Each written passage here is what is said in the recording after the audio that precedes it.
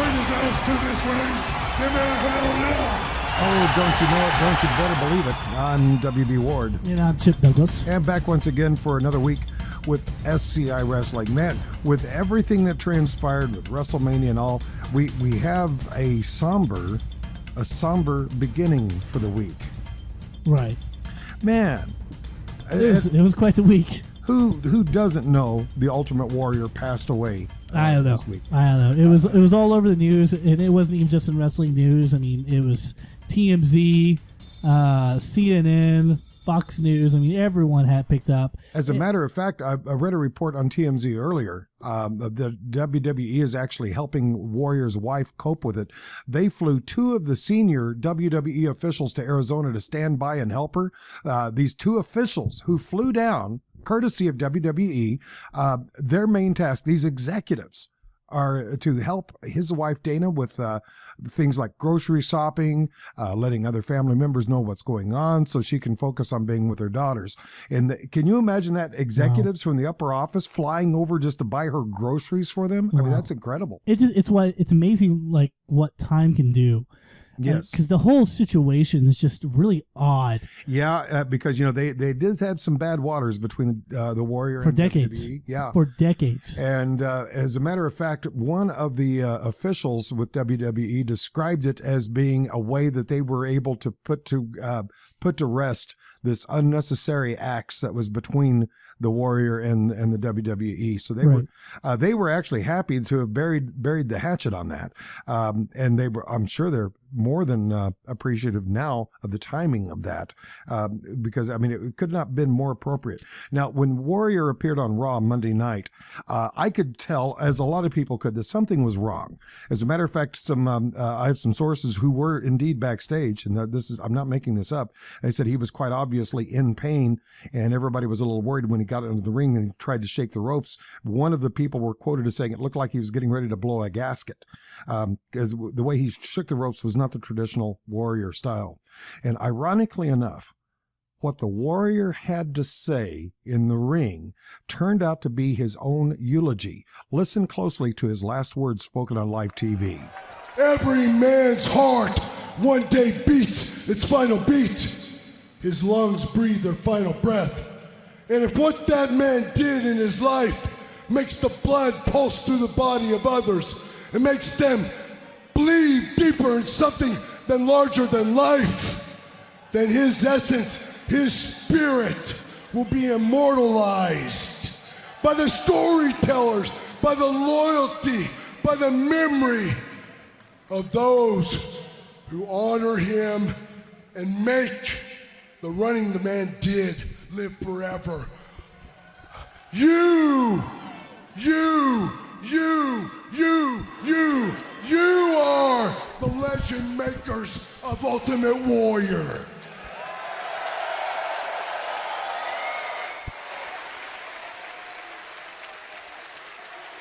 In the back, I see many potential legends, some of them with warrior spirits, and you will do the same for them.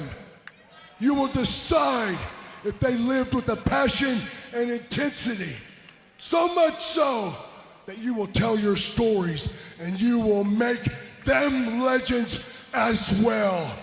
I am Ultimate Warrior. You are the Ultimate Warrior fans. And the spirit of Ultimate Warrior will run forever. Wow. That is so ironic.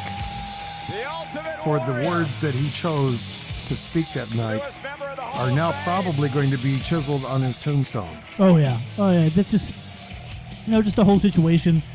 The fact that there was decades of no communication and really true, dislike for one another for such a long time, for it to come to fruition to where he's invited back to have the Hall of Fame ceremony, to have, his name, imprinted, truly is already was in history. Mm-hmm. And then for him to have the WrestleMania 30 moment, and then for him to go back on Raw to have that last moment and the words they spoke, and then the next morning he passes away. Yeah, on his way to the car, he just collapsed. I mean, it's just too. I don't know. I mean, You know, I'm just a guy who talks about wrestling quite a bit, but that just to me that just seems eerie, really. Here's a word-for-word statement that was issued by Vince McMahon.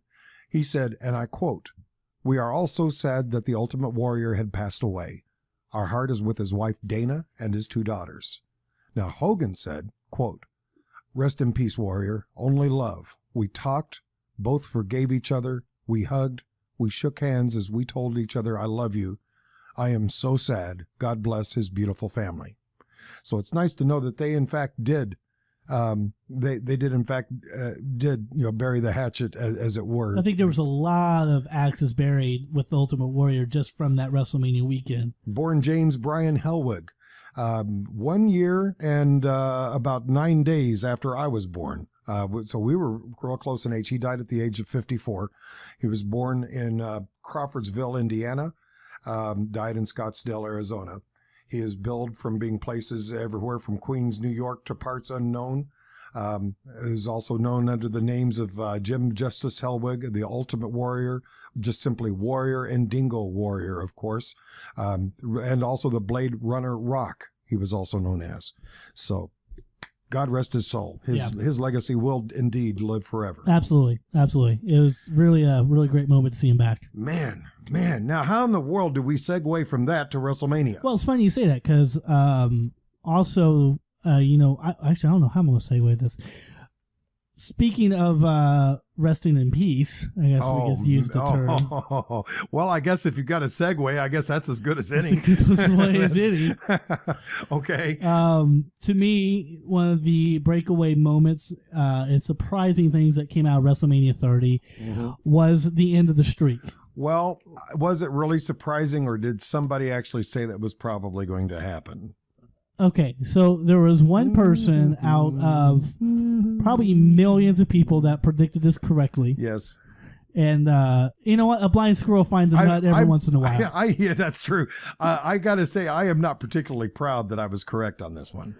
Because you might recall when I said, do you want me to tell you what I think is going to happen or what I would like to have happen? Because this is not what I would like to have happened.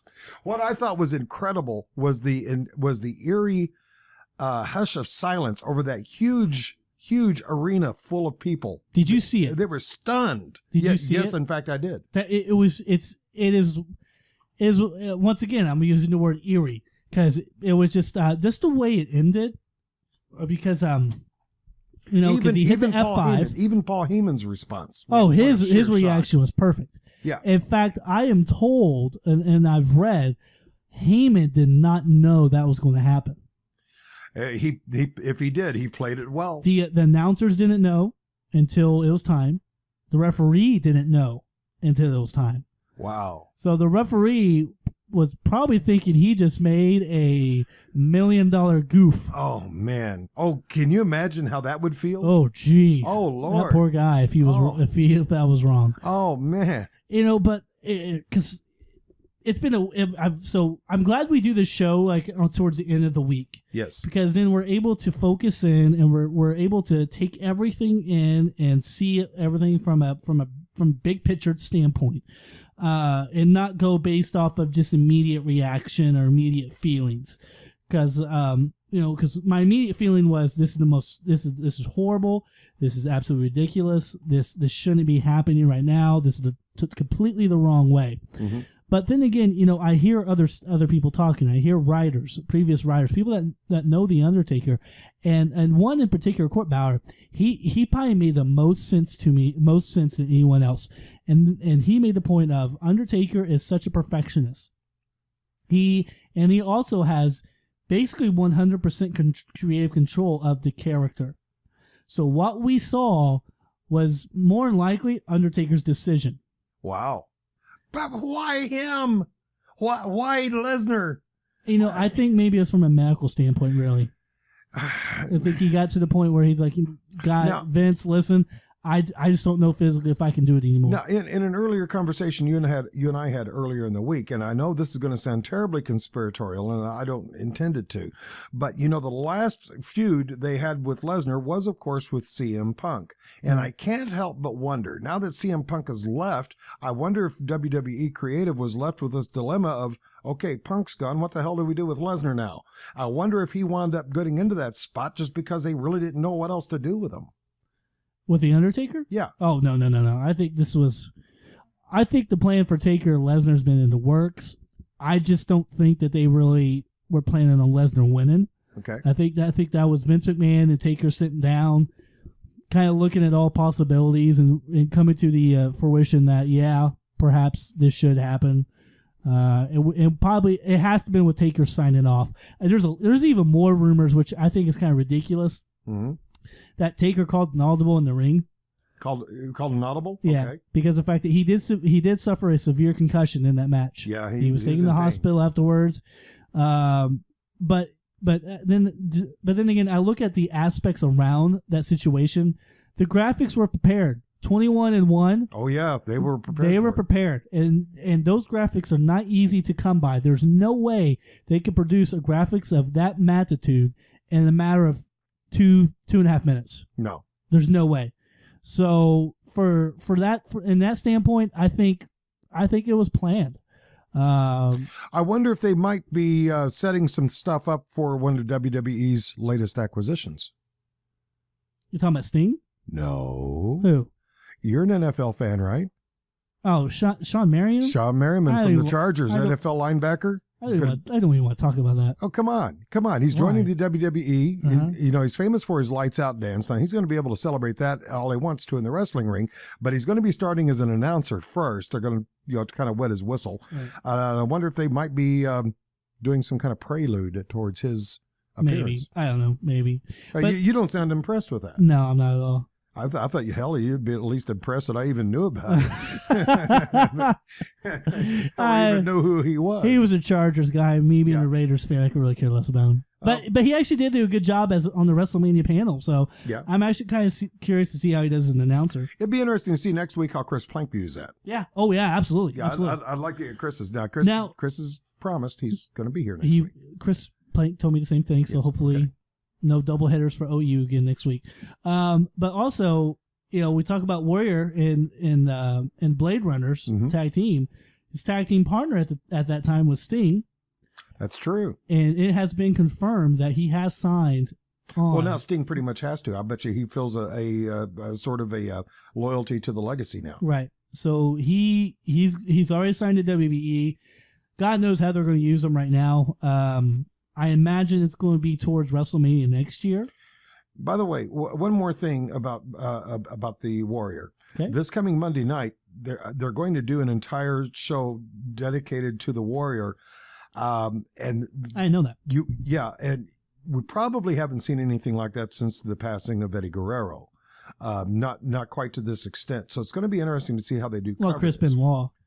No, they cut that one short. Now, remember, they did the tribute, and then the facts came out the next day. Yeah, and that's when they cut everything off. It's just like, shh, don't talk about that. Don't talk about that. Yeah. I only pray to God nothing like that comes up. I mean, I don't mean to sound disrespectful, but I hope like hell that doesn't happen here. No, I think that would be just tragic. And then we have stupid, TV personalities like Nancy Grace. Oh my gosh! That invites professional wrestlers. How do they call somebody a personality when they have none? Oh my! It was horrible. I mean, you have Diamond Dallas Page who goes on the show, thinking that the whole show is gonna be based off celebrating the Warriors' life, but the whole show is based off of steroids. Jeez.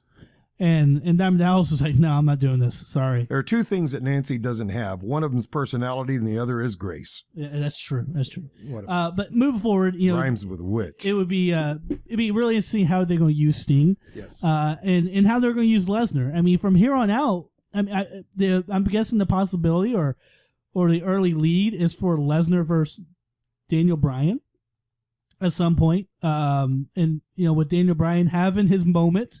Which we got to talk about as well.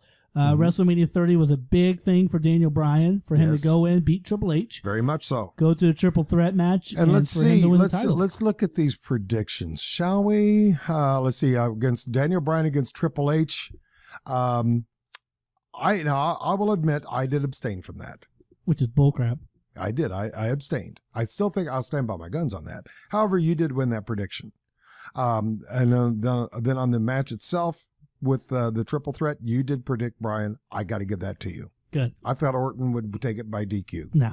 Okay. No. Well, it could have gone either way. But it was nice to see Daniel Bryan have his moment. Oh, absolutely. And he's kept it. He's kept the moment, too. He kept it for at least a week. Yeah. So it'll be really interesting to see how they're going to use him moving forward.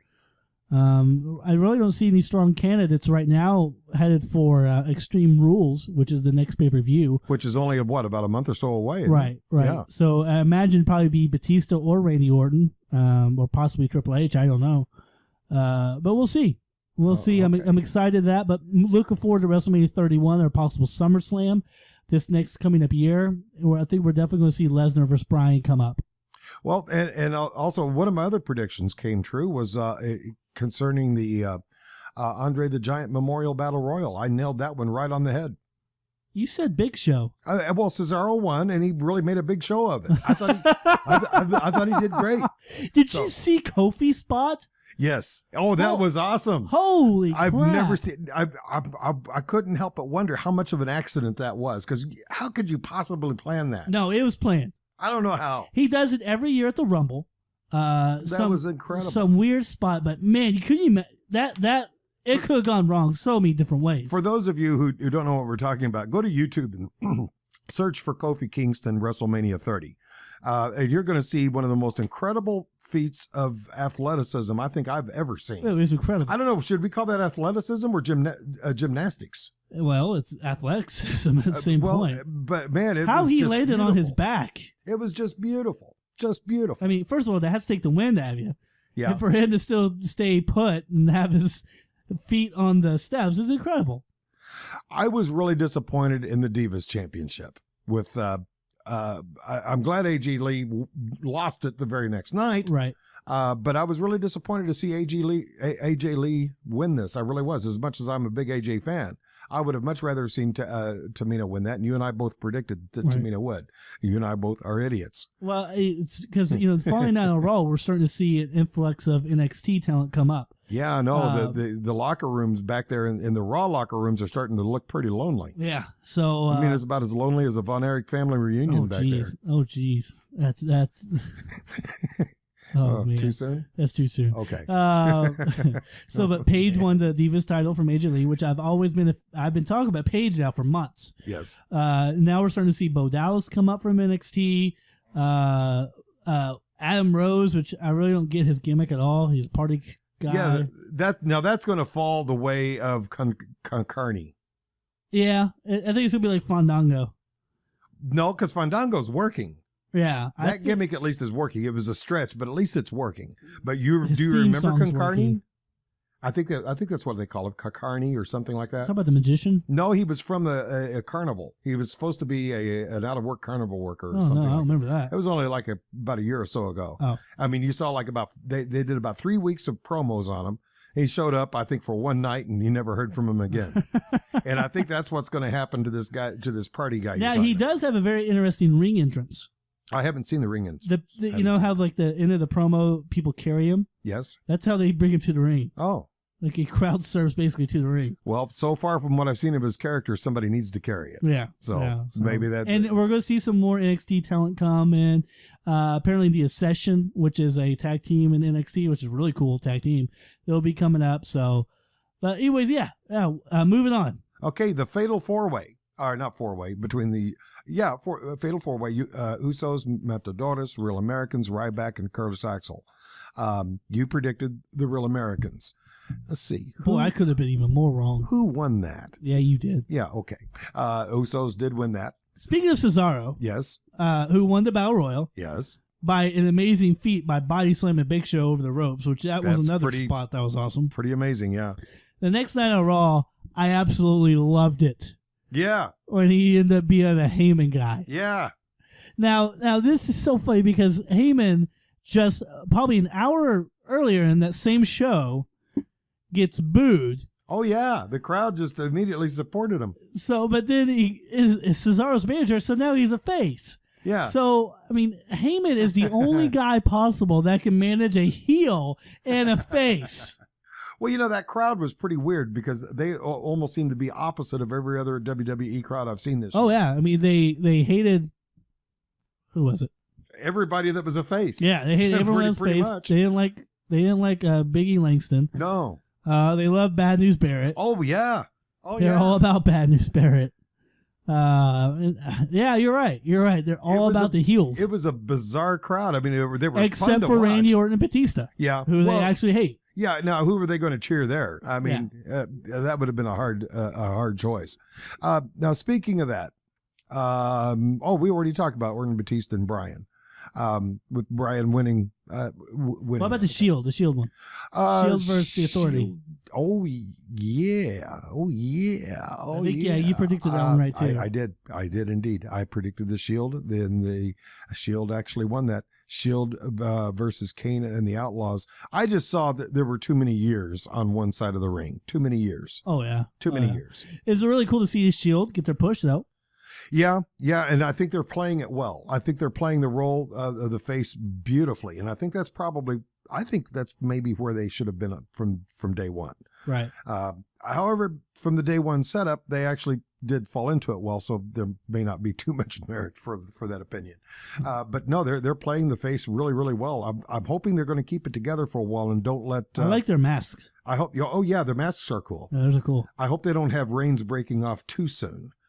Because I'm liking this so far, and I think the crowds are too. I think the crowds are really following. It's working. It's working. Okay, so we've covered the Usos winning, AJ against everyone else on the Divas. Cena and Wyatt. Now, actually, I was really surprised on this. You got this one. You predicted Cena. I predicted Wyatt. This one caught me completely off guard because I honestly didn't think Cena was going to win that. Me either. I honestly didn't think Cena was actually going to win it. But yeah, it was actually a decent match. But wait a minute, that's what you predicted. I know, but still, I wanted to be opposite. Okay. But I really didn't see him actually winning that match at all. I thought Wyatt was going to take it. Wyatt had a good showing. Wyatt was really over. Mm-hmm. They had the live band do his entrance. Oh, that was awesome. Music, which was really cool. But I think more than anything, seeing Bray Wyatt the next night on Raw was really good. He looked really strong the next night at Raw. I don't think this feud's over. And I think by the end of this feud, I think Bray Wyatt's going to look better than John Cena. You mentioned their music, and one thing that I'm finding very interesting is the audience response to their music, because the music is very cool. I think it's the best ring music I've heard in a long time as far as composition and delivery is concerned. But it has this kind of New Orleans dark ambience to it, and it's not the kind of song that you would think you would hear a crowd clapping in rhythm to. Right. And yet people, I mean, they're really digging that too. Uh-huh. I mean, they really are. I think their whole opening segment, or the opening part of their entrance, is to me is the best. He lights the lantern and he goes, whatever, saying New Orleans, we're here. Oh yeah, I love that. I love it. I'll never forget the first time I ever saw them do that. I knew they were going to be big. Yeah. I mean, the crowd just it really went over. Now, did you know that Bray Wyatt, is his I already mentioned it earlier, but Bo Dallas is his younger brother. Really? Yeah. Really? Yeah. I wonder if they're going to let that into the storylines. I don't know. It'd be interesting to see that. It'd be interesting to see if they're going to do it. You do know who their dad is. Well, they're not from Louisiana then. What? If you're from Louisiana, you don't know who your daddy is. You just don't know. One of the most confusing holidays in Louisiana is Father's Day. He's dead. Oh my God! I think I just made a few enemies with that comment. Yeah, I think so. Oh well. There goes our listeners in Louisiana. Sorry, gang. Keep in mind, I'm in Oklahoma. I have a cousin who lives in Georgia, and we like each other a lot. But IRS. Oh, what? IRS. Okay. Our shyster. Oh, you scared me. Boy, I scared you, didn't I? Oh, man. IRS is at the door. Oh, crap. I'm going to go change my pants after this show. Glad I wore dark pants. Okay, anyway, but what about Irving R. Shyster? That's their dad. What? Yeah. That's whose dad? Bray Wyatt and Bo Dallas. That's Bray Wyatt's daddy? Yes. Are you kidding me? No joke. No wonder he screwed the country. Yeah, exactly. Okay. What? No, I didn't know that. Yeah. I'll That's their old pa. I'll be.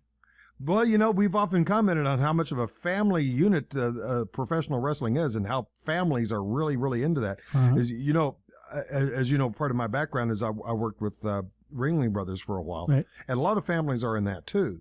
And it really is amazing to see shows like that where entire families, take part in this. Speaking of families, I was really disappointed in the lack of participation in Mania with the Rhodes brothers. Oh yeah, I agree. That seemed to be lacking. I mean, we both kind of predicted that early on that they were going to split up at some point, and we would see Cody versus Goldust at WrestleMania. Well, since they have pay-per-views every other Friday now, it's not totally out of the running. But no, it's not. It's not. But but I think they are missing a boat because they were hot. Yeah. For a while there. And there were some matches that they did have. Okay, like for instance, the Matadores. All due respect, it's a good gimmick. They're a lot of fun to watch. I don't have any real problem with them. However, but in that Fatal 4-Way, instead of having the Matadores in there, wouldn't it have been better to have had Cody Rhodes and Goldust in their place? Oh, I agree. I think that would have made a far better show. It would have made for a better match. Yeah, I completely agree there. Hey, what do you think is going to happen? I was just looking at the run-up of that Fatal 4-Way with the Real Americans being there.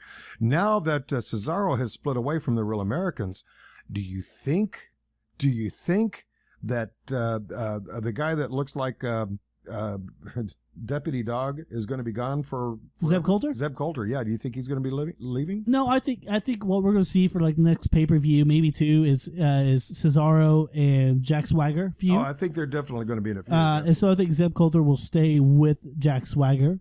Huh. They continue that. I like Zeb Coulter. I like him as a character. I always have. I find him insulting. Why? Well, a lot of the things that he espouses politically, there's a lot of good people who, to some extent, actually agree with that, and they can agree with that kind of philosophy without being the idiot that he is.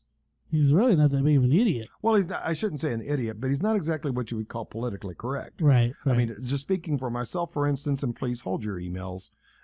This is just for whatever it's worth. At SCI@WBWord.com. That's the one. I think we ought to be protecting our borders. Absolutely. I used to live on the border. I used to live in Mexico. And one thing I learned when I lived in Mexico was they have this wonderful tradition down there. They actually believe that if you're in their country, you should speak their language. Funny how that doesn't seem to work on this side. But, and Zeb Coulter the Zeb Coulter character would definitely espouse that. However, that being said, I hate the way that was presented through him, because I thought the way it was presented made that appear to be a lot more short-sighted than what it actually is. So, I don't know. Now, what do you think about the? Oh, by the way, I don't want to move on quite yet. Speaking of Cesaro, yes. So I think he's going to get a huge push, and my prediction is I think he might be actually wrestling Daniel Bryan at SummerSlam. Oh, that's my prediction. That's my early prediction for Cesaro. It really, really could be. You could be right on target there, because they're definitely setting him up for some big stuff now that they have him over with Mr. Heyman. Now, what did you think about the opening segment of WrestleMania? I missed that part. You missed that? Oh my gosh, with Hogan, and then Stone Cold Steve Austin comes out. I'm gonna have to search for that because I would love to see that. And then The Rock comes out after that. I did see the backstage footage of it. Yeah, it was great. It was great. And also Hulk Hogan totally messed up the Superdome. He said Silverdome. The Silverdome. Yeah. Oh yeah, he's never going to live that one and down. he still hasn't. Now that I did catch that little blooper. Yeah, you got to watch the YouTube video to hear The Rock kind of comment on it. Don't forget, tune in to USA Network on Monday night starting at 7 p.m. Central, 8 p.m. Eastern for the special Monday Night Raw. I'm sure they're going to be doing a big salute to the Ultimate Warrior, and it's something I think you're going to really enjoy watching, especially for all of you Warrior fans out there. Next Saturday, we were promised that you-know-who is going to be here. Chris Blank. Yeah, Chris Blank. He's swarping down, so...